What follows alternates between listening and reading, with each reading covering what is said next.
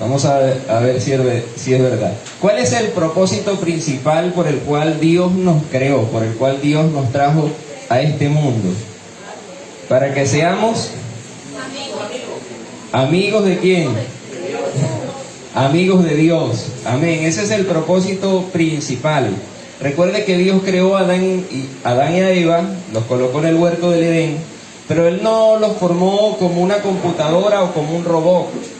Él dijo, vamos a hacerlos a nuestra imagen, conforme a nuestra semejanza, con el objetivo de que el hombre tuviese la capacidad de comunicarse con Él. ¿Por qué cree usted que nosotros tenemos la capacidad de tomar decisiones, de razonar, de pensar, de todas esas cosas? Para que nos acerquemos al Creador y tengamos una buena comunicación con Él. El deseo de Dios es que usted sea su amigo.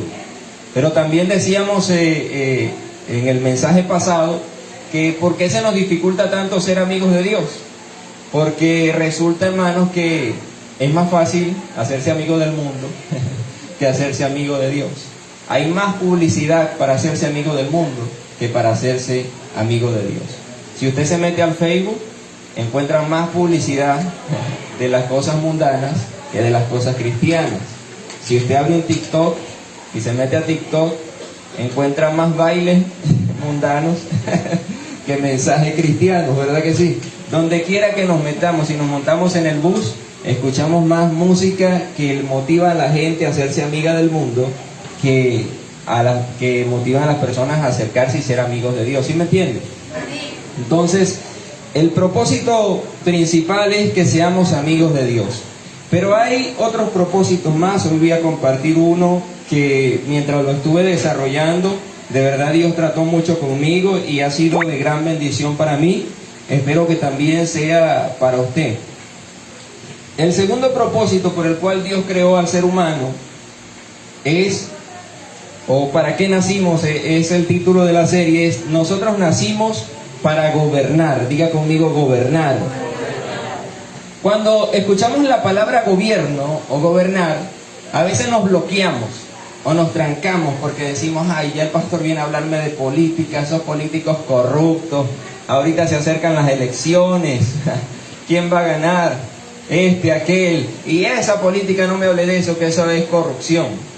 Pero el segundo propósito por el cual el Señor creó al ser humano, principal, hay muchos propósitos, pero le estoy hablando de los principales, es para que nosotros gobernemos.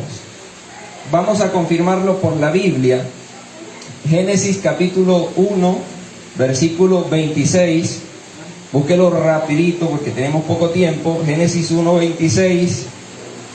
Entonces dijo Dios, hagamos al hombre a nuestra imagen, conforme a nuestra semejanza, y señoree en los peces del mar, en las aves del cielo, en las bestias, y en toda la tierra, y en todo animal que se arrastra sobre la tierra.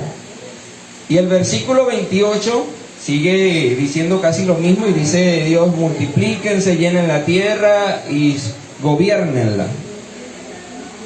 Entonces, analicemos algo en el versículo 26, hermano. Dijo, hagamos al hombre a nuestra imagen, conforme a nuestra semejanza. ¿Verdad que sí? Dice así. Eso tiene que ver con el primer propósito. El hombre a semejanza de Dios para que se relacione con Él y cree una amistad con su Creador. Pero lo que viene a continuación, hay un punto y una coma allí, dice, y señoree en los peces del mar, en las aves del cielo, en las bestias, y en toda la tierra, y en todo animal que se arrastra sobre la tierra. La palabra señoree, ¿qué cree usted que significa? ¿Qué es señorear? ¿Qué es? Liderar, dirigir, gobernar. Entonces quiero que le quede claro algo. Primero, fuimos creados para relacionarnos y ser amigos de Dios, pero segundo, fuimos creados para gobernar. Y cuando hablamos de gobierno, estuve investigando un poco esa palabra. Gobernar es ejercer la dirección, la administración de un estado, ciudad o colectividad. Ese es el concepto que sale en el diccionario. ¿Qué es gobernar? Ejercer la dirección, la administración de un estado, ciudad o colectividad. Eso es gobernar. Hay palabras claves en gobernar. Cuando hablamos de gobernar estamos hablando de dirigir, estamos hablando de administrar. Alguien que gobierna administra, ¿verdad que sí? Alguien que gobierna guía. ¿Para qué está un alcalde, un presidente? Para guiar, para administrar y para ejercer dominio de un estado, de una provincia. Entonces, eso es gobernar. Nunca se les olvide, gobernar tiene que ver con dirigir, administrar, guiar, y en resumen podemos decir que tiene que ver con liderazgo. Hermano, usted fue creado para liderar. Usted fue creado para gobernar. Nunca se le olvide eso. Desde el principio el hombre fue creado para gobernar, para ejercer liderazgo. ¿Dónde vamos a gobernar, pastor? Yo nunca en la vida voy a ser alcalde, yo nunca en la vida voy a ser gobernador y mucho menos presidente. Pero nosotros fuimos creados para gobernar en el lugar donde Dios nos establece. Yo creo que todos nosotros tenemos una familia, ¿verdad que sí? Y algún día vamos a rendir cuenta por nuestra familia. Si usted ejerce un mal gobierno de su hogar, usted va a rendir cuenta a Dios. Usted tiene hijos. Usted también tiene que gobernar su propia vida. Hay gente que no tiene control ni de ellos mismos y andan haciendo y deshaciendo y terminan con su vida destruida porque no tienen algo que se llama dominio propio. Entonces todos en este mundo vamos a gobernar, hermano. Y cuán importante es aprender eso, porque hoy con este mensaje usted va a aprender o va a recordar, quizás ya sabe, qué es lo que tenemos que hacer nosotros para ejercer un buen gobierno. En la Biblia, gloria a Dios por la palabra del Señor, que encontramos todo lo que necesitamos para cumplir el propósito de Dios acá en la tierra. Si usted se va de este mundo sin gobernar bien, usted la va a pasar mal y usted puede que termine perdido en el infierno por no gobernar bien ni su vida, ni su hogar, ni su negocio, ni ninguna de las cosas que Dios le dio para que gobernara. Vea esto, el Señor primero creó todo, ¿verdad que sí? Los árboles, los animales, el huerto del Edén, algo hermoso, y colocó allí a Adán y a Eva, y les dijo, bueno, yo les doy la capacidad de pensar, razonar para que sean mis amigos, pero también yo quiero que ustedes sean los que gobiernen este territorio que yo les estoy entregando. Ese era el deseo de Dios, o el propósito principal por el cual el Señor creó al ser humano. Entonces ellos tenían la obligación, hermano, de gobernar todo eso que tenían allí. El huerto del Edén estaba en las manos de ¿quién? De Adán y de Eva. ¿Quién le puso los nombres a los animales? Adán. Él le dijo a Adán, usted es el responsable de cuidar todas estas cosas. Después le dio una advertencia y sabemos la historia, terminó mal y tuvo un mal gobierno y fue derrocado, lo sacaron, lo expulsaron.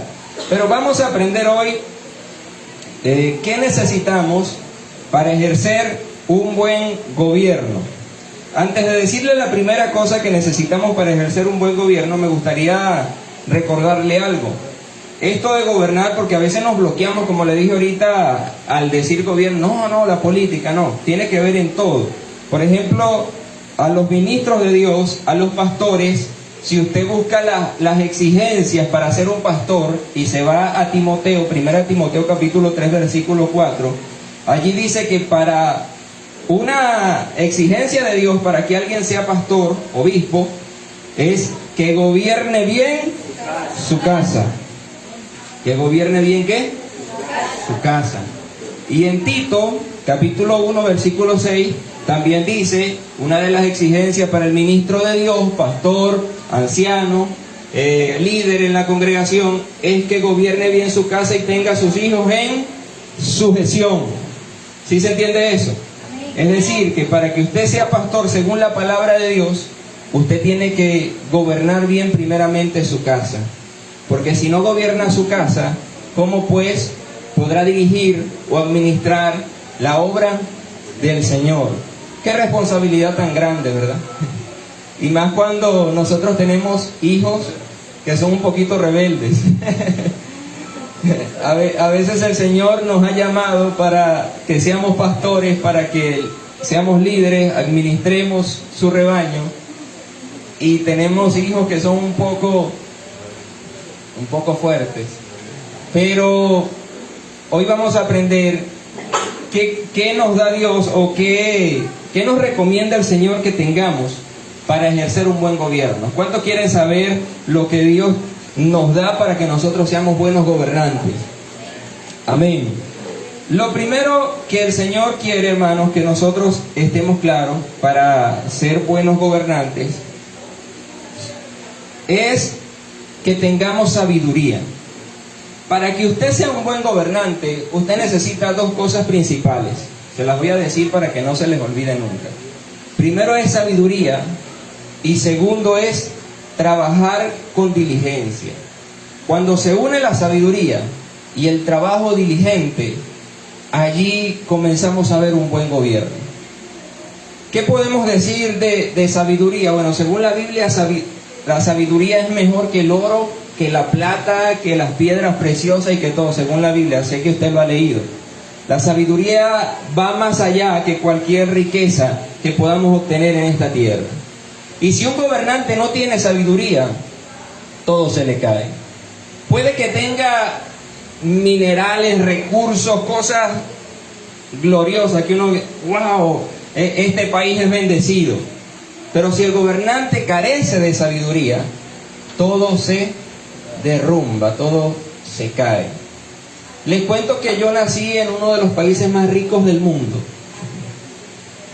En estos días me quedé sorprendido porque estaba viendo un video y salían los países que tienen reservas petroleras y comenzaba con los que tenían menos.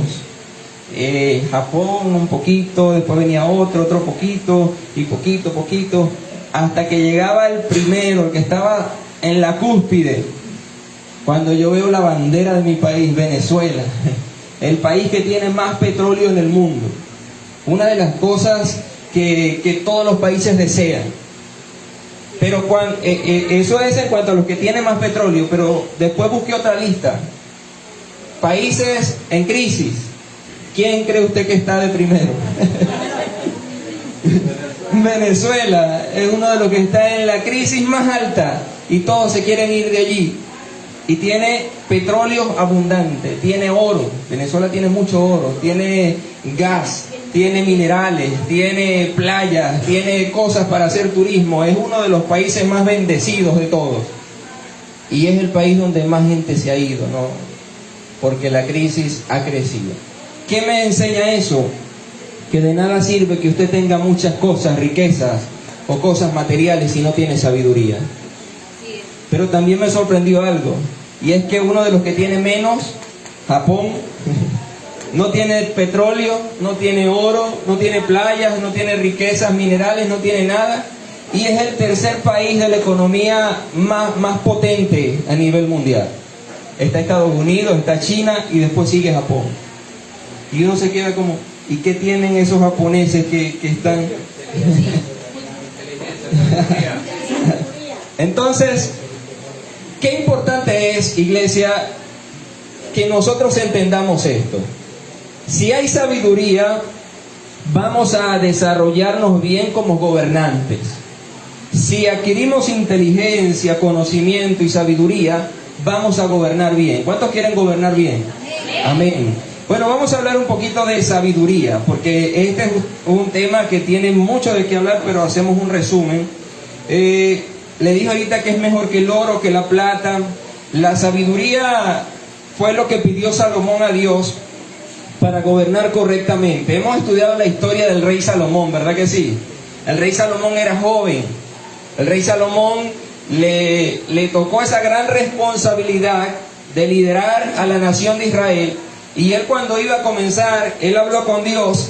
Eso está en el libro Primera de Reyes, capítulo 3, versículo 7. Salomón le dijo a Dios: me has puesto por rey, soy joven, Señor, y no sé cómo entrar ni salir. Da pues a tu siervo corazón entendido, para juzgar a tu pueblo y para discernir entre lo bueno y lo malo, porque ¿quién podrá gobernar tu pueblo tan grande? Primera de Reyes, capítulo 3, versículo 7. Salomón habla con Dios y le dice: Señor, yo soy joven, yo no sé gobernar. Yo no tengo la capacidad o el conocimiento, la sabiduría para dirigir a este pueblo tan grande. Y no quiero cometer errores, Señor. Yo quiero que tú me des sabiduría. Dame un corazón entendido. Vea algo, aquí hay unas características importantes de la sabiduría. ¿Para qué sirve la sabiduría? Dice, da pues a tu siervo corazón entendido para juzgar a tu pueblo. La sabiduría sirve para juzgar, para tomar buenas decisiones. Y dice también, y para discernir entre lo bueno y lo malo. Porque ¿quién podrá gobernar tu pueblo tan grande? Hermanos, Salomón pidió a Dios sabiduría. Y eso me enseña algo, y es que si nosotros queremos gobernar bien nuestra familia, nuestro negocio, nuestra vida, ¿a quién tenemos que acercarnos para pedirle la sabiduría que necesitamos? A Dios. Y la sabiduría nos va a ayudar, hermanos, para tener discernimiento, nos va a ayudar para juzgar bien, nos va a ayudar para tomar las buenas decisiones. Es muy triste ver cómo la juventud a veces destruye su vida por completo por faltarle sabiduría. Yo de verdad, allá en Venezuela vivíamos nos las pasábamos predicando en los liceos, y a veces me tocaba ver niñas de 9º grado, 1º bachillerato, 2º bachillerato, embarazadas.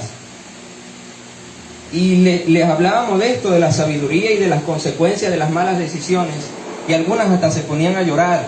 Después hablábamos con ellas y nos decían, no, pero yo estoy muy pequeña y ya estoy embarazada. Y llorando a veces decían, sí, sabemos que los hijos son una bendición, pero todo va a ser más difícil.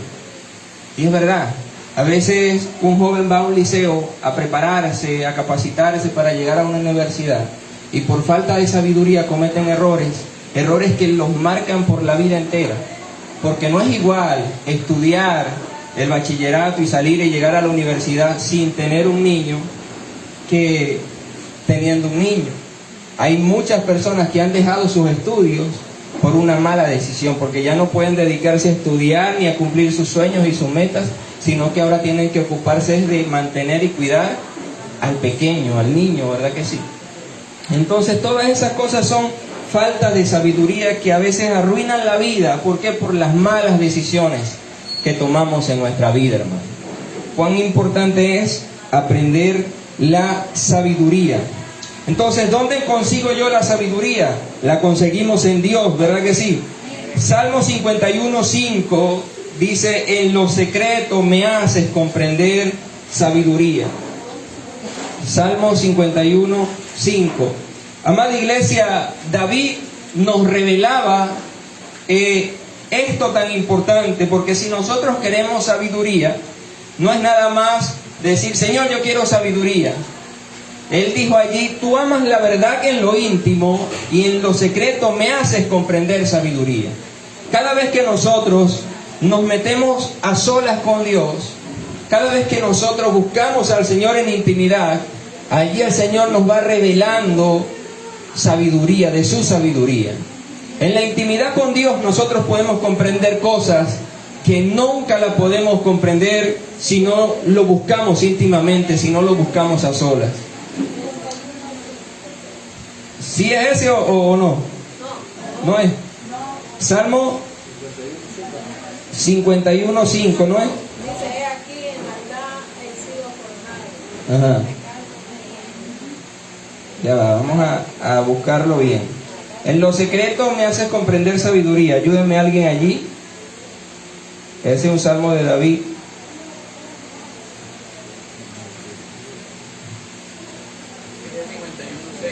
¿51? Ese sí. ¿Cómo dice?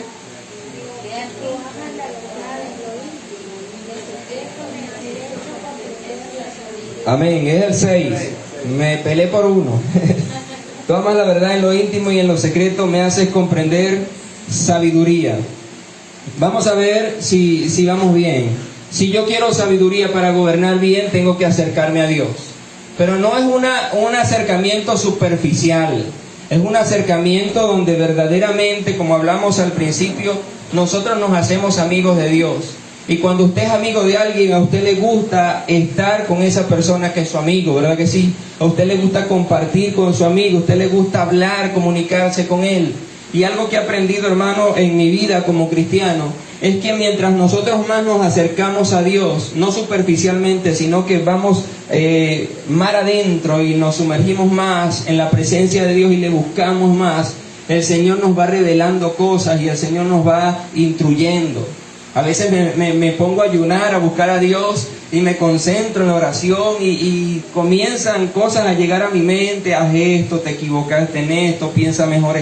Y todas esas cosas es el Espíritu Santo capacitándonos para que tengamos sabiduría y para que gobernemos bien lo que el Señor nos ha entregado. Recuerde que Dios le dio a Adán y a Eva el huerto del Edén y los puso para gobernar y ellos fallaron. ¿Qué te ha dado Dios a ti para que gobiernes? A lo mejor te ha dado una empresa, tienes que gobernarla bien, dirigirla bien, administrarla bien, te ha dado una familia. Y para eso necesitas la sabiduría de Dios. Y una de las cosas para conseguir la sabiduría es estando en intimidad con Dios. Tú amas la verdad que en lo íntimo y en lo secreto me haces comprender sabiduría. El libro de Santiago también dice que si alguien tiene falta de sabiduría, que se la pida ¿a quién? A Dios, y Él la dará sin reproche alguno, pero pídala con fe, no dudando nada, porque el que duda es como las olas del mar que van y vienen. Eso está en el capítulo 1 de Santiago. Anote esos versículos y Santiago 1:5 y repásenlos en la casa. Vamos a seguir el Salmo 119:5. Dice: lámpara es a mis pies tu palabra y lumbrera a mi camino. Salmo 119:105. La sabiduría, amada iglesia, está en la palabra de Dios. Y quiero que me preste mucha atención acá, porque nosotros creemos y pensamos que sabiduría nada más es decirle: Señor, quiero sabiduría.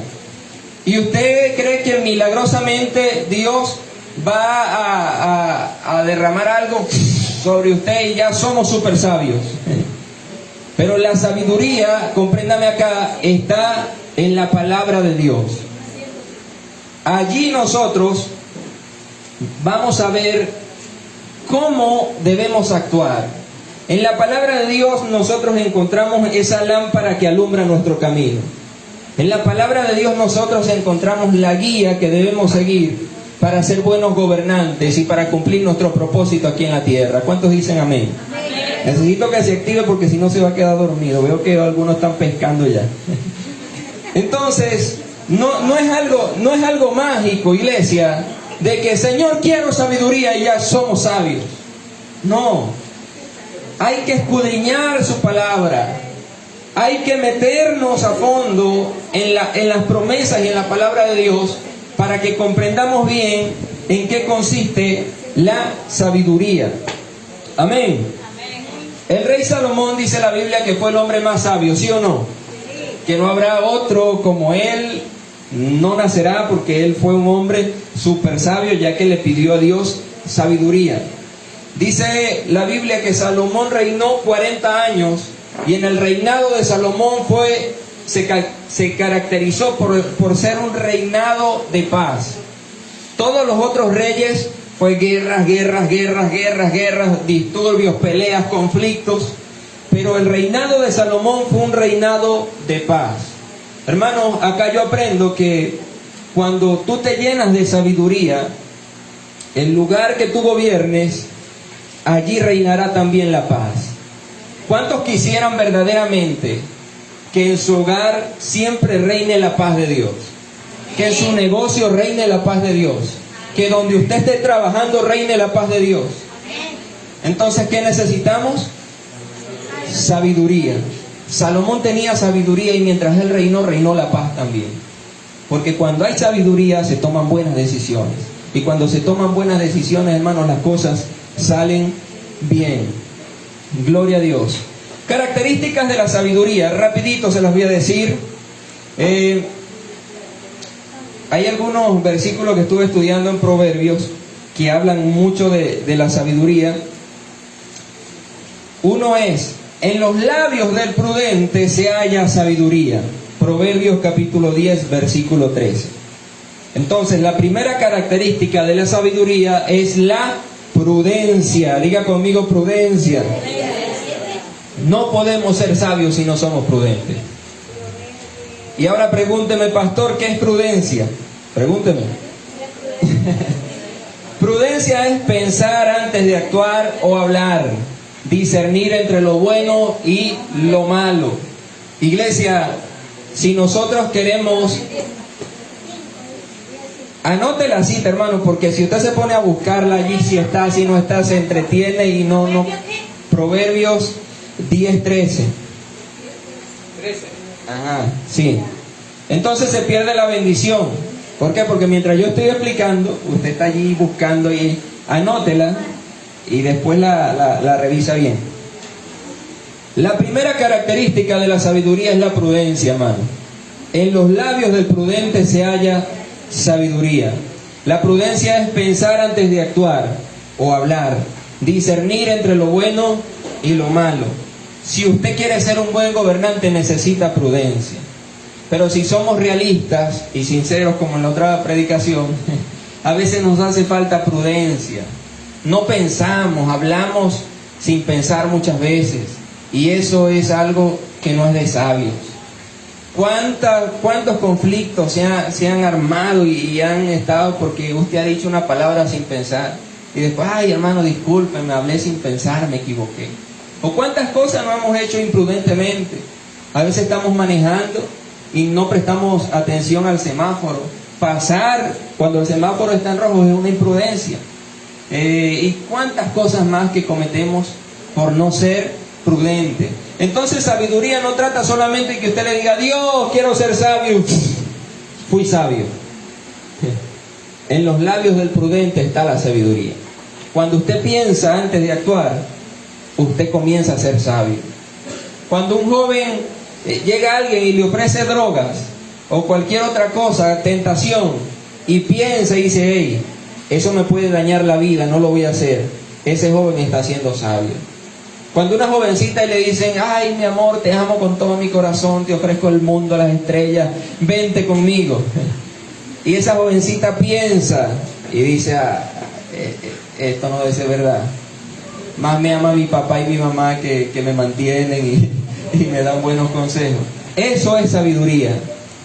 Pero qué triste por aquellas personas que no entienden esto de prudencia, hermano. Pensar antes de actuar o hablar, discernir entre lo bueno y lo malo, eso es prudencia. Lo segundo, cuando viene la soberbia, viene también la deshonra, mas con los humildes está la sabiduría. Proverbios 11, 2. Lo leo de nuevo.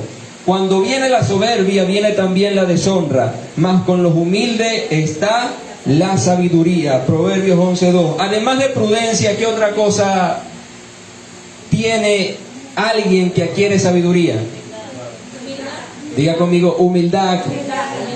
Hermanos, necesitamos ser humildes para ser personas sabias. Dice clarito la Biblia allí: con los humildes está la sabiduría. Bueno, otro día hablamos un poco a fondo de la humildad, pero creo que usted sabe qué es humildad. Todo lo contrario a la altivez, a la prepotencia, a la arrogancia. Otro versículo dice: el principio de la sabiduría es el temor a Jehová. Proverbios 1:7. Entonces, además de prudencia, humildad, tenemos que tener temor a Dios. Le pregunto, ¿qué es temor a Dios? Temor a Dios no es que usted se le ponga temblando y le tenga miedo: ay, Dios me va a dar un palazo y me va a pegar. No. Temor a Dios, iglesia, es reverencia a tu Creador. Respeto, en otras palabras. Tenerle respeto a Dios, eso es temor a Dios, y eso forma parte también de alguien sabio. El principio de la sabiduría es el temor a Dios. ¿Por qué dice la Biblia eso? Porque si yo respeto a Dios, si yo honro a Dios, yo no voy a pecar deliberadamente. Se lo pongo así más sencillo para que lo entienda. Imagínese que el pastor Lisandro le corresponda un día estar a su lado las 24 horas. ¿Será que si usted tiene al pastor Lisandro a su lado, y está revisando el teléfono, usted va a tener ganas de meterse en páginas indebidas? o de hacer un negocio chueco por allí, corrupto. Tiene al pastor a un lado que lo está viendo. ¿Verdad que no lo hace? Porque usted tiene respeto a su pastor, ¿verdad que sí? Entonces, cuando nosotros tenemos respeto a Dios, nosotros no hacemos ese tipo de cosas malas. ¿Por qué? Porque sabemos que Dios no lo tenemos a un lado, Dios está dentro de nosotros. El Espíritu Santo habita dentro de ti. Y Él está día y noche allí con nosotros. Los ángeles de Dios están a nuestro alrededor cuidándonos, dice la Biblia. Entonces, el principio de la sabiduría es el respeto a Dios, la reverencia que usted pueda darle a Dios. Qué triste es que usted se haga llamar cristiano y no tenga respeto a Dios. Y cuando está a solas, comienza a ver cosas indebidas, comienza a preparar negocios indebidos, comienza a robarse cosas que no son suyas y comienza a hablar como no hablan los cristianos. No, nadie me está viendo, el pastor no está aquí. Cuando llega a la iglesia, ahí sí hablo como evangélico. Pero Dios, ¿quién puede engañar a Dios? Entonces, prudencia, humildad, reverencia, respeto al Señor. Y la otra es, otro proverbio que tengo por acá es: el que ama la instrucción, ama la sabiduría, mas el que aborrece la reprensión es ignorante. El que ama la instrucción, ama la sabiduría, mas el que aborrece la reprensión es ignorante. Oye, ese no le puse cita. ¿Está? ¿El 12 qué? 12:2. Ajá, es ignorante. Pero es capítulo 12, versículo 2. 12:1. Ah, ya. El hermano está activo, ¿eh? Ajá. El que ama la instrucción ama la sabiduría, mas el que aborrece la reprensión es ignorante. ¿Qué otra cosa necesitamos para ser sabios? Diga conmigo: amar la instrucción. Hermanos, hay gente que no les gusta que los instruyan o que los corrijan. Es más, la misma Biblia dice que reprende o instruye al necio y te odiará, se pondrá bravo. Pero instruye al sabio y te amará. Entonces, una persona sabia, si verdaderamente quieres gobernar bien y quieres obtener sabiduría, además de ser humilde, además de ser prudente, además de tener reverencia a Dios, tienes que amar la instrucción. Cuando alguien venga con amor por la palabra, hermano, creo que estás equivocado acá, vente, vamos, aquí dice la Biblia esto. Uno tiene que tener la humildad para decirle gracias, hermano, porque me ayudaste a salir del error. Eso es amar la instrucción. Igual cuando un padre viene a corregirnos, a darnos una instrucción, nosotros tenemos que agradecerle y amar eso que nos están corrigiendo. ¿Por qué?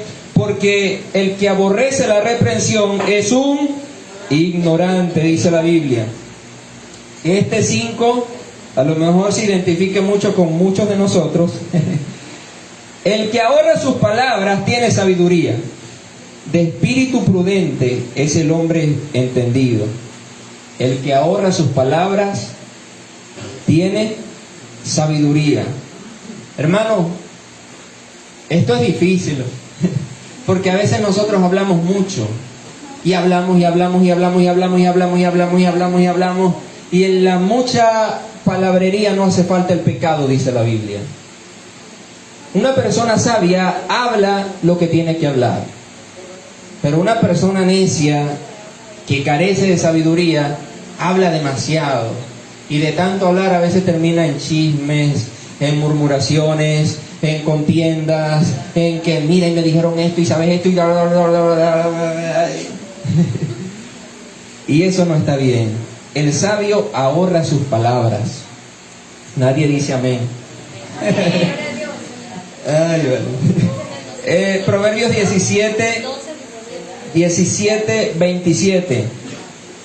El versículo 28 de ese mismo capítulo 17 dice: aún el necio cuando calla es contado por sabio. Gloria a Dios.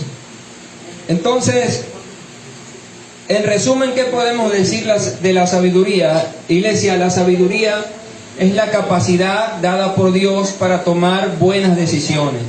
Pero para tener sabiduría necesitamos desarrollar algo que se llama prudencia, humildad, reverencia a Dios, amar la instrucción, ahorrar las palabras. Todo eso nos ayudará a ser personas sabias y te ayudará a gobernar bien. Lo segundo es, la segunda característica que tenemos que tener para gobernar bien, además de la sabiduría, porque no es nada más conocimiento y sabiduría, es trabajar con diligencia. Le voy a hacer una pregunta. Dios creó al hombre para trabajar. ¿Dios creó al hombre para trabajar o es el trabajo una consecuencia del pecado? Vamos a ver cómo cataloga usted el trabajo. Quiero ver cómo estamos en este pensamiento. ¿Qué piensa usted? ¿Será que el Señor creó al hombre, lo diseñó para que el hombre trabaje en este mundo? ¿O será que el trabajo nació del pecado de Adán y en ese momento que dice: con el sudor de tu frente te ganarás el pan? ¿Qué opina usted? ¿El trabajo es diseño de Dios para nosotros o es la consecuencia del pecado del hombre? ¿Cómo? La hermana dice que es diseño de Dios porque Dios trabajó 6 días y el séptimo descansó y nos dio ejemplo al trabajar. Pero la mayoría está diciendo que el trabajo es la consecuencia del pecado. Vamos a ver en qué acuerdo llegamos. ¿Quién más quiere decir algo? Si trabajaran para Dios sería espiritual, no físicamente. El hermano dice: si trabajamos para Dios es en lo espiritual y no en lo físico. Pero hablemos del trabajo físico, no metiéndonos con el trabajo espiritual. ¿Será que el trabajo físico el Señor nos diseñó a nosotros para que trabajemos o solo vino en consecuencia por el pecado del hombre? El hermano Elper va a decir algo. Yo opino, el trabajo fue diseñado por Dios por el propósito del hombre, no tener bien utilidad. Si le cuidado de prestar atención al asunto. Amén. Pero no es un trabajo forzoso, es un trabajo suave.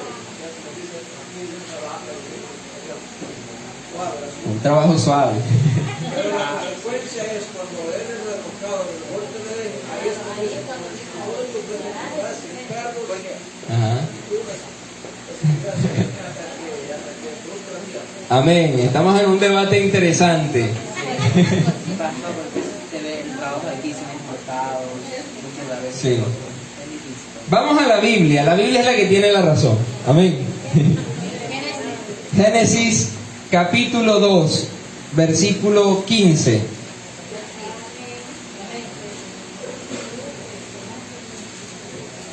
Tomó pues Jehová, Dios, al hombre y lo puso en el huerto de Edén para que lo labrara. Diga conmigo: lo labrara. Y lo guardase.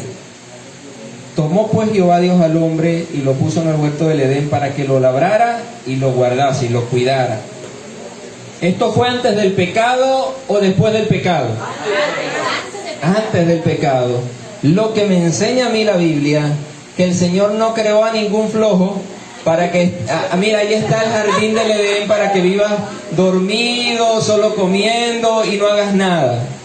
El Señor creó al hombre y le dijo, te coloco allí para que lo cuides, para que labres y para que lo guardes, o sea, para que cuides todo esto. Hermanos, en ningún momento Dios pensó en crear al ser humano para que uno viva sin hacer nada, sin trabajar. El Señor desde el inicio nos creó para que hagamos algo, para que trabajemos. Tú estás diseñado para trabajar. Y quizás esto confronte un poco, porque cuando puse el título del mensaje en internet y por el WhatsApp, algunos me escribieron, y sí, bueno, yo creo que nací para ser un gran profeta, o para hacer un esto, para hacer esto y aquello. Pero a nadie le gusta que tú naciste para trabajar. Tú naciste para adquirir sabiduría. Tú naciste para gobernar. Nadie se le viene eso a la mente, pero son los propósitos principales de Dios. Si tú tienes sabiduría y trabajas diligentemente, vas a ser un buen gobernante. Amén. Entonces, es bueno aclarar eso. El Señor formó al hombre y le dio una responsabilidad. Usted va a labrar y va a guardar el huerto. Para ser buen gobernantes tenemos que trabajar, pero si vemos el trabajo como una maldición, nunca tendremos una buena actitud. No lo voy a juzgar a usted, lo digo por mí mismo.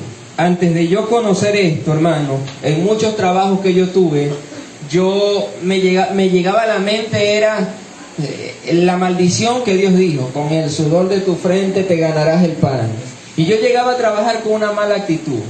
Y muchas veces decía que se acabe la hora rápido. Y cuando se iba el jefe, me ponía por allá, mientras pase la hora más rápido mejor, porque no me gusta trabajar, porque esto es una maldición. Y estaba mal, porque si nosotros vemos el trabajo como una maldición, nunca vamos, hermanos, a obtener el fruto bien, legítimamente. Estamos siendo deshonrosos o estamos actuando mal. En cambio, cuando me llegó esta revelación y dije, bueno, antes de que ellos pecaran, ya Dios le había dado la orden para trabajar, lo que me enseña que el trabajo no es ninguna maldición, es una bendición. Voy a esforzarme al máximo por ser el mejor empleado de donde estoy. Y desde que cambié esa mentalidad me ha ido mejor. Y las bendiciones de Dios se han derramado y me he quedado sorprendido. ¿Por qué? Porque el Señor bendice, hermano, a aquel que trabaja diligentemente. El Señor bendice a aquella persona que se esfuerza y que no ve el trabajo como una maldición, sino como algo para lo cual yo nací. Es triste que usted sepa que nació para trabajar y pase el día sin hacer nada. Es triste saber que usted nació para trabajar y pasa el día dormido viendo Netflix o viendo el Facebook. O parándose a las 12 del mediodía, a las 11, 12 del mediodía. Ay, hermano, qué bendición. Es triste eso, iglesia. Nacimos para trabajar. No, pastor, pero es que nada, yo no consigo trabajo. Tenemos sabiduría para emprender algo.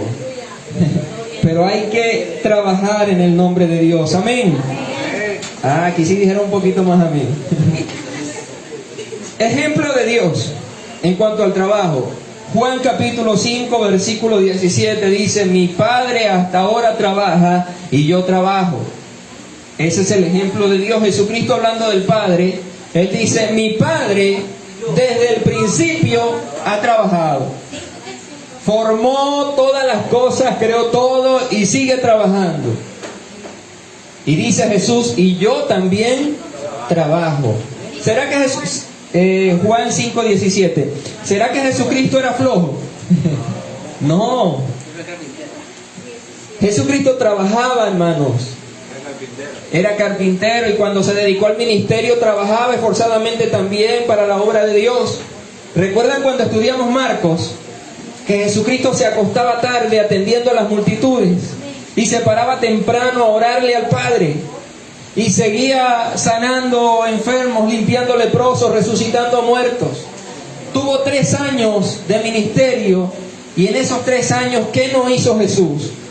Dice que si se escribieran todas las cosas que Jesús hizo, no cabrían los libros de tantas cosas que hizo Jesús en 3 años.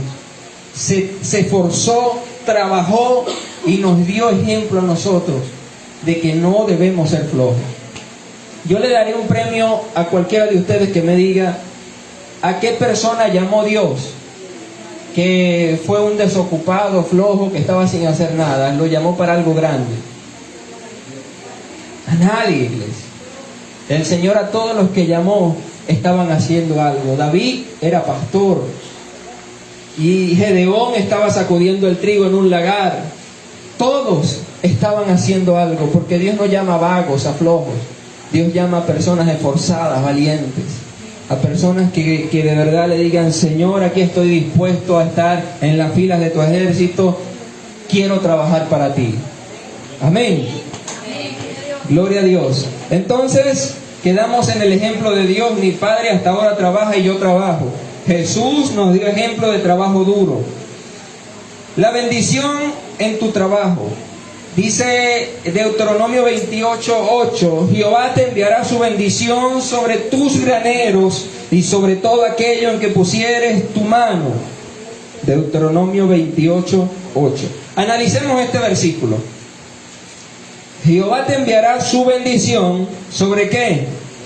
Sobre tus graneros y sobre todo aquello en que pusieses tu mano. El otro día, creo que fue el martes, estábamos hablando de eso. Un error grande que nosotros cometemos por no entender la palabra de Dios es decirle: Señor, yo quiero que tú me bendigas económicamente. Señor, yo estoy orando por un milagro financiero. Y creemos que va a aparecer en nuestra cuenta del banco un poco de millones de dólares o miles de dólares, porque yo le oré a Dios por un milagro financiero. No es así. ¿Qué dice Deuteronomio? Que el Señor enviará su bendición sobre tus graneros. Y los graneros se crean solos.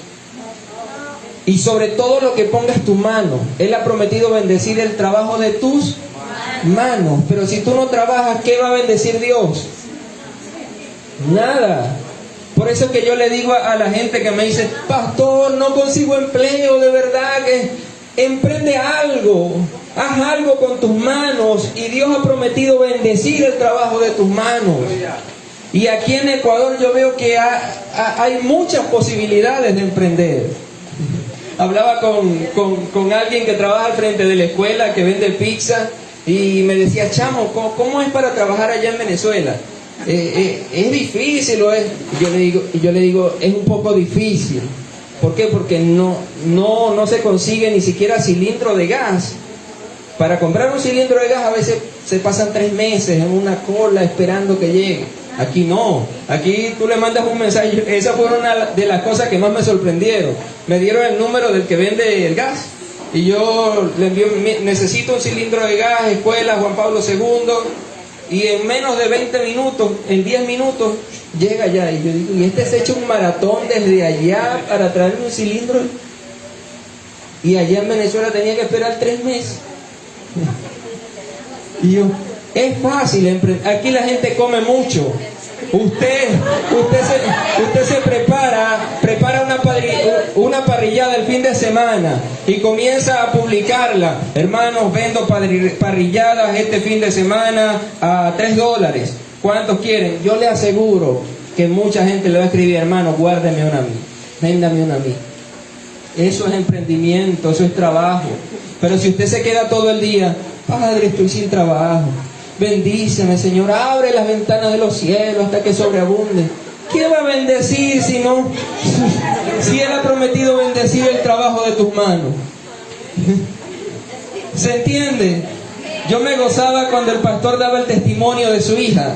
Vicky tenía un sueño, tener una bicicleta.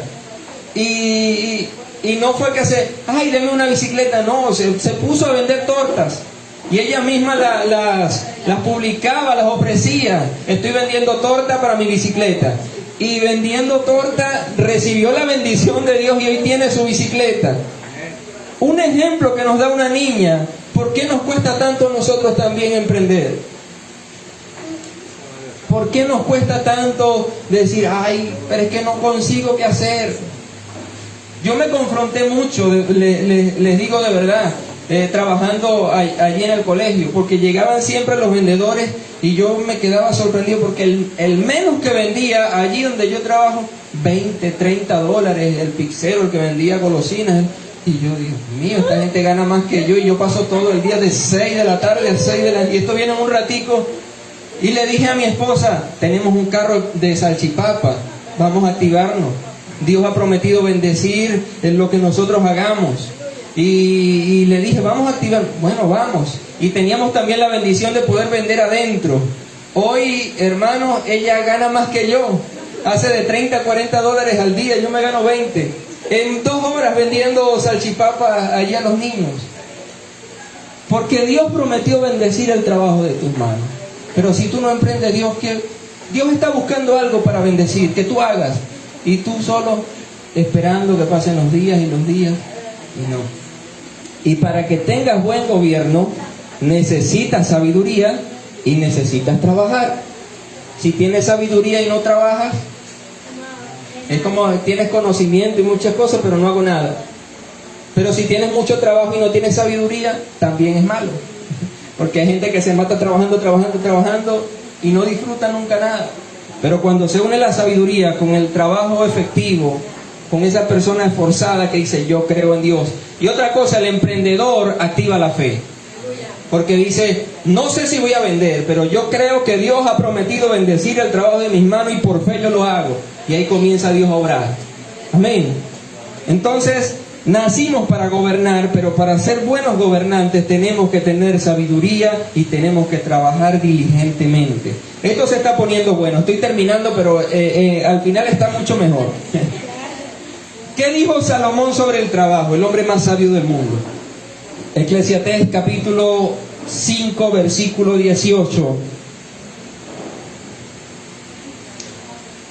Dice Salomón allí, el bien que yo he visto es bueno comer y Eclesiastés 5, 18. Vamos a buscarlo para leerlo claramente, que aquí me faltó algo.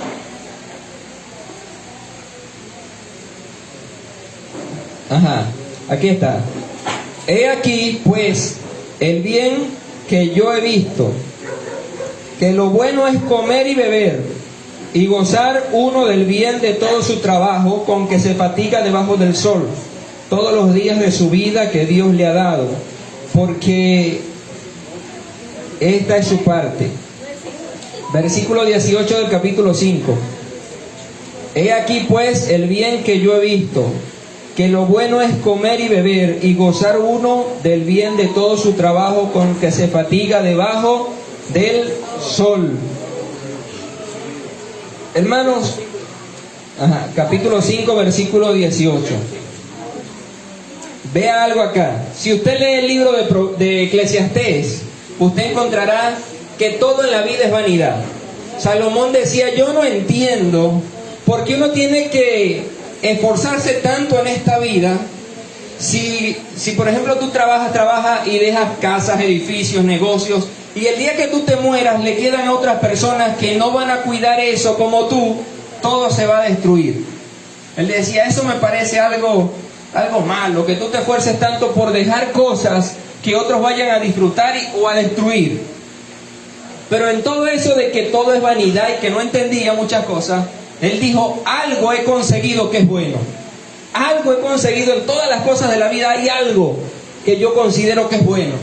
Y es que el hombre coma, beba y disfrute del trabajo de sus manos, con que se fatiga debajo del sol. No hay nada más gratificante, iglesia, póngame cuidado acá. No hay nada más gratificante que usted vaya después de haber trabajado, después de haber agotado sus fuerzas en el trabajo físico, que usted vaya aquí, agarre un carro de esos grandes y comience a llenarlo. Pollo, carne, chancho, esto, aquello. Yo no sé si a usted le pasa, pero yo disfruto al máximo cada vez que voy a hacer mercado. Y antes, cuando era mantenido, que no me daban las cosas, yo no disfrutaba mucho, yo eche, lo que podía, ¿verdad? Pero ahora que trabajo y gano el dinero, lo disfruto más. Porque entiendo que es algo creado por Dios. Hay una satisfacción cuando tú vas y haces mercado y dices, Señor, con el trabajo de mis manos que tú me diste la bendición, puedo llevar el pan a mi casa. Eso es algo gratificante, eso es algo bueno. Pero ¿sabe qué no es tan bueno? Cuando usted no trabaja y usted está necesitando y necesitando y necesitando y comienza a pasar mal. Y a veces somos tan pasados que le echamos la culpa a Dios. Por tu culpa yo estoy viviendo así. Te olvidaste de mí, Señor. Soy tu siervo. Y lo digo por mí mismo, porque anteriormente no había entendido esto. Y me la pasaba, hubo un tiempo donde me la pasaba solo predicando. Iba a liceos, iba a la radio y organizaba eventos y todo. Y no trabajaba secularmente, sino que todo era Dios. Y a veces veía y los zapatos ya estaban un poco despegados. Y yo le decía, Señor, pero aquí está tu siervo, ¿qué pasó? Y la ropa viejita y la moto se me acababa. Y le reclamaba a Dios. Pero cuando entendí este principio, que el Señor bendice el trabajo de nuestras manos y que el trabajo en vez de ser una maldición es una bendición, comencé, hermanos, a disfrutar la vida bien y comencé a gobernar mejor. Y no hay nada más gratificante que cuando tú llegues ya viejito y estés en los últimos días, que te estés muriendo, tus hijos digan, mi papá me dio ejemplo de ser un hombre trabajador. Y qué triste es que tus hijos digan, mi papá era un flojo. Nosotros pasamos hambre porque pasaba el día acostado, viendo televisión. ¿Qué ejemplo le estamos dando a nuestros hijos? Creo que sí se está entendiendo el mensaje. Necesitamos trabajar. De todo lo que Salomón vio debajo del sol, dijo, algo hay bueno. Y es que tú comas, bebas y disfrutes del trabajo que haces en esta tierra. Aleluya. Voy con este versículo, analícelo bien. La mano negligente empobrece, mas la mano de los diligentes enriquece. El que recoge en verano es un hombre entendido. El que duerme en tiempo de siega es hijo de vergüenza. Ay, Dios mío. La mano negligente empobrece, mas la mano de los diligentes enriquece. Vamos a pararnos allí. ¿Qué es negligente? Yo lo investigué porque quería venir preparado. Negligente es alguien descuidado. Negligente es alguien que no se esmera. Y negligente es alguien que no le importa nada en la vida. ¿Ha conocido usted personas así? Personas descuidadas, personas que no se esmeran en nada, no se esfuerzan en nada, como era yo antes en el trabajo, con tal para hacer la hora rápido, que mi jefe no me vea por acá, y que no le importa nada en la vida. Mira, tienes que estudiar, tienes que prepararte, tienes que... No, eso no es para mí, vaya usted, mi vida es mi vida, yo hago con mi vida lo que yo quiera. Da. Negligente. ¿Qué le espera al negligente? Pobreza. Mas la mano de los diligentes enriquece. ¿Y qué es una persona diligente? Ayúdeme usted en esta palabra. Alguien diligente. ¿Cómo es alguien diligente? Preocupado, trabajador, cuidadoso, responsable. Alguien diligente es alguien responsable. Es alguien que se esmera por trabajar con ser eficaz en su trabajo, hacer las cosas bien. Eso es alguien diligente, alguien que se preocupa porque las cosas queden bien. Es alguien diligente. Hay otro versículo, la cita. La mano del negligente empobrece. Oye, esta se me pasó. Ayúdame allí, pastor, o alguien que tenga. Es Proverbio. Vamos a esperar para que anote la cita.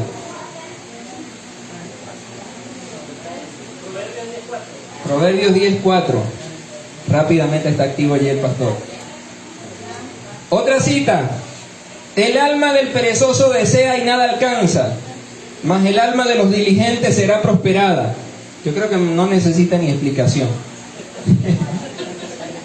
El alma del perezoso desea y nada alcanza, mas el alma de los diligentes será prosperada. Proverbios 13:4. Ese sí lo anoté. Proverbios 13:4.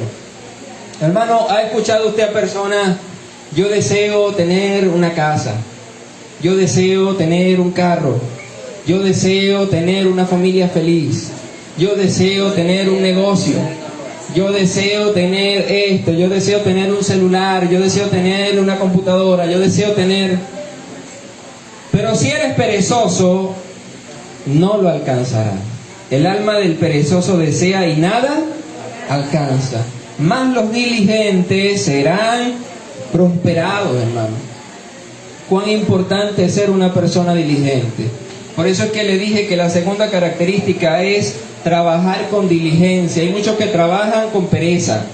Es diferente trabajar con pereza a trabajar con diligencia. Si tú eres diligente y te preocupas, tú vas a prosperar.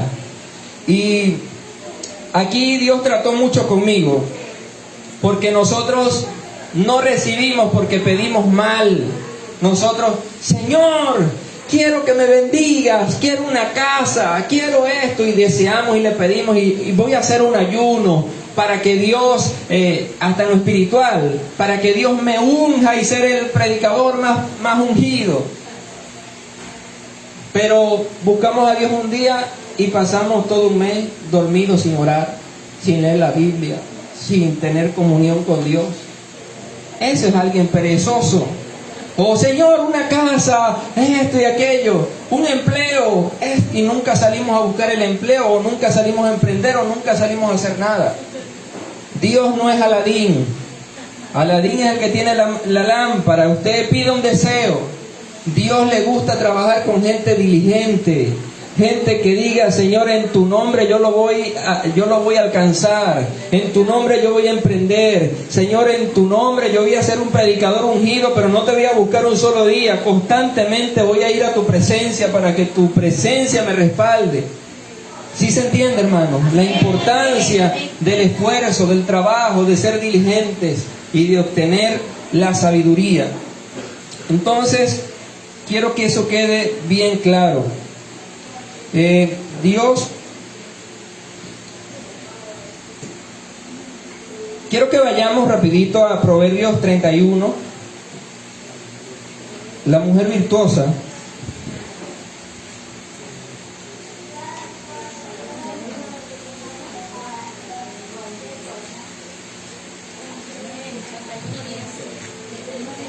Sí, 31:10.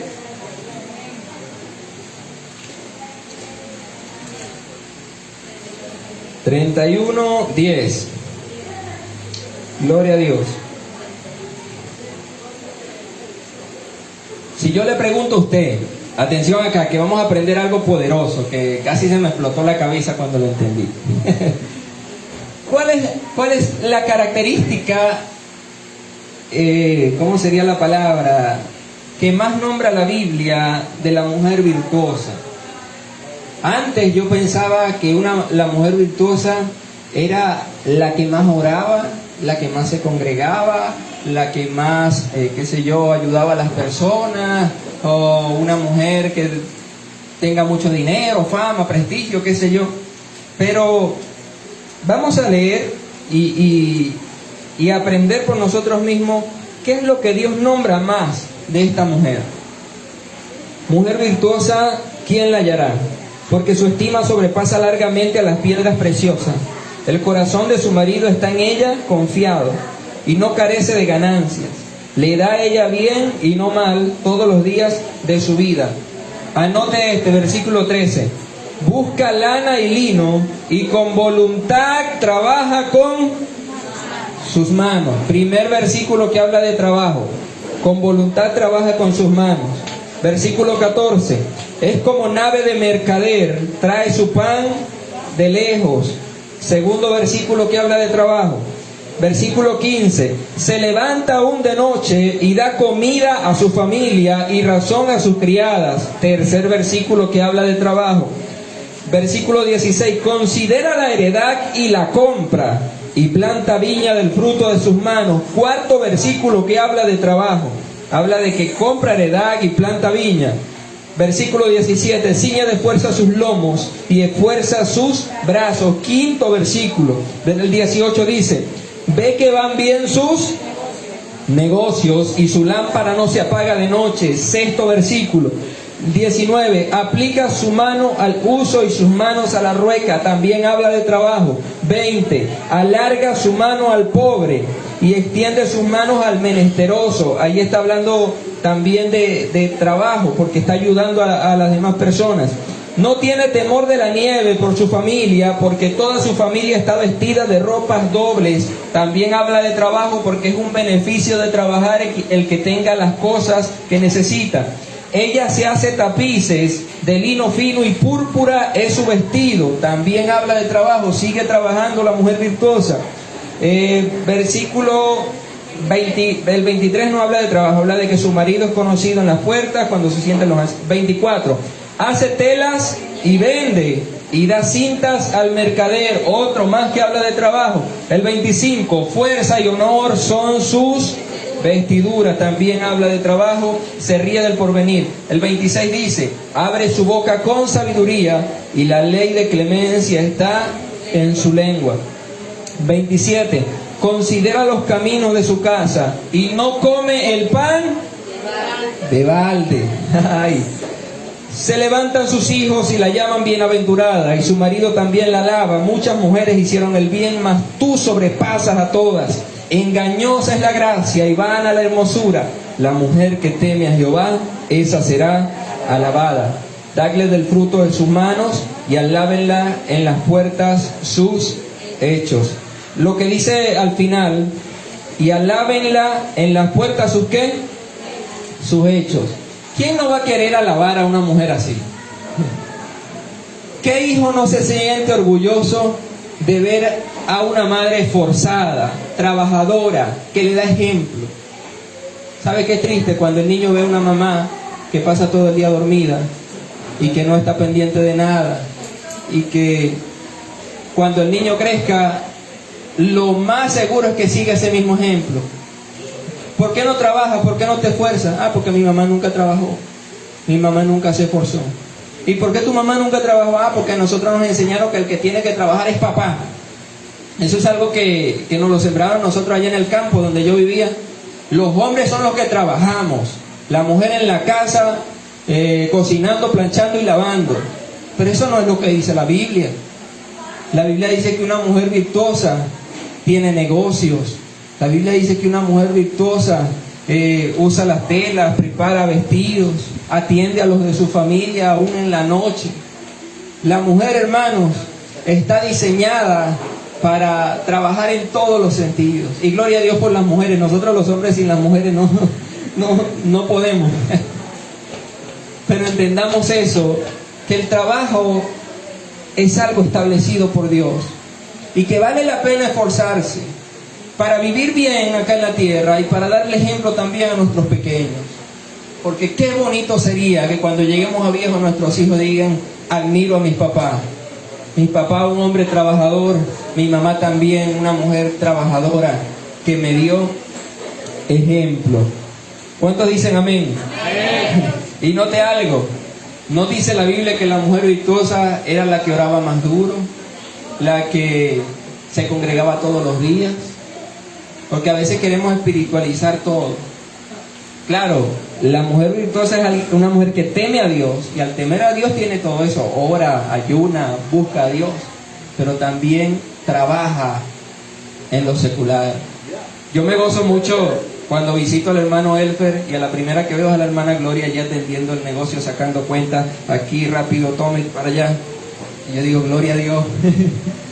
Porque ejemplo de gente trabajadora, hermano. Eso es una bendición que tenemos que aprender. Y no lo digo para que usted se sienta mal. A lo mejor usted no trabaja y diga, oye, el pastor me la está tirando toditas a mí. No, lo digo con amor para que entendamos cuál es el deseo de Dios. Amén. Dios nos creó para trabajar. Y para tener un buen gobierno necesitamos sabiduría y necesitamos trabajar con diligencia. Que no se le olvide. Puede olvidarse de cualquier cosa, pero esas dos cositas no. Ya termino con esto porque se me acabó el tiempo. Me disculpan ustedes, pero no puedo dejar de pasar esto que de verdad marcó mucho mi vida. Y es el ejemplo de los japoneses. estaba estudiando un poco la cultura de los japoneses y algo que me dejó sorprendido porque el único país que ha recibido 2 bombas atómicas que los dejó pero destruidos totalmente fue Japón. Hiroshima y ¿cómo se llama el otro? Nagasaki. Y 2 bombas que destruyó todo, miles, millones de personas murieron. Y después de 70 años aproximadamente, resulta, hermanos, que Japón es la tercera potencia mundial. Y la gente se pregunta, pero ¿cómo un país que quedó en cenizas, que quedó sin nada, hoy es la tercera potencia económica más grande del mundo? Como le dije ahorita, está Estados Unidos, está China y le sigue Japón. Investigué algo. Japón no tiene riquezas naturales como Venezuela. No tiene petróleo, no tiene oro, no tiene gas, no tiene grandes playas para que la gente haga turismo. No tiene nada de eso. Como le dije ahorita, es el único país que recibió 2 bombas que lo dejaron en ruinas prácticamente. En Japón hay una sobrepoblación. Después de la guerra lo dejaron, quedó destruido. Pero ve algo, investigué cómo hizo Japón para salir de la ceniza y estar donde está. Se dice que los japoneses invirtieron todo lo que tenían en educación. Lo poquito que les quedó, con la gente que les quedó, ellos dijeron, vamos a levantarnos, pero no nos podemos levantarnos siendo personas ignorantes. Vamos a educarnos, vamos a adquirir inteligencia, vamos a buscar sabiduría, vamos a prepararnos. Y ellos se prepararon en valores, principios, disciplina y todas esas cosas. Invirtieron todo, iglesia, en eso. Y usted puede investigarlo. Los japoneses son súper disciplinados. Ellos tienen un lema que dice, la disciplina tarde o temprano vencerá la inteligencia. Lo que quiere decir, usted puede ser muy inteligente, pero si no es disciplinado no llegará a ningún lado. En cambio, si usted es un poquito bruto, pero es disciplinado, usted alcanzará el éxito. Porque el que es disciplinado estudia, y si no aprende vuelve a estudiar, y si no le vuelve a hacerlo, y puede durar días, horas, meses, pero hasta que no alcanza lo que se propone no lo deja de hacer. Esa es la disciplina. Y ellos se metieron eso en su mente y en su corazón. No tenemos recursos minerales, no tenemos grandes riquezas, quedamos de la nada, pero vamos a tener valores, vamos a tener principios y vamos a ser disciplinados. No sé si vio en el mundial, en estos días vi un video donde todos se fueron y los japoneses quedaron recolectando toda la basura del estadio. ¿Pero por qué lo hacen si no le están pagando? Es algo que está en ellos. Otra cosa que tienen los japoneses, en las escuelas de Japón no hay conserjes, gente que limpia y eso no. Los mismos estudiantes son los que hacen el aseo allí en la escuela. Y no es que agarran un trapeador y le pasen, no, se tiran al piso y comienza hasta que quede brillosito todo eso. Y tienen algo también, que un día al año todos los padres de familia van y hacen una limpieza general. Eso no se hace acá. Ahí están los conserjes, yo soy conserje. Para eso le pagamos. Y tiran las cosas en el piso y dejan todo sucio y dejan... Escuché a un conferencista japonés, Yokoi Kenji, muy bueno, y él dice, si un japonés llega a un baño de Latinoamérica y ve todo lleno de orín allí, la poseta alrededor, dice, esta gente está mal, tiene problemas. Porque es imposible que usted llegue a un baño japonés y consiga algo así. Un japonés nunca tira nada, ninguna basura en el piso, porque desde que nacen le inculcan eso en su mente. A ser disciplinados, a tener valores. Un japonés cada vez que te saluda, se inclina, hace reverencia. Eso tiene que ver con los valores. También ellos, por ejemplo, si 2 japoneses chocan en el carro, usted sabe que aquí en Latinoamérica, si chocan a uno, alguno sale, mira, me pagas, porque... Ellos no, ellos salen y dicen, tranquilo, yo pago todo. Y el otro dice, no te preocupes, yo pago, fue culpa mía. No, pero yo te choqué, yo pago. No. Eso no se ve aquí. Aquí me paga porque me paga. Y así uno sea evangélico, se le pone, se le cambia el temperamento. Allá, no, yo corro con, no, déjenme a mí. Porque es algo que tienen sembrado. Se dice también que es uno de los países donde han muerto más personas a causa de sobretrabajo. Porque ellos tienen en su mente que tienen que trabajar. Y se van al exceso y trabajan de más. No hay vacaciones.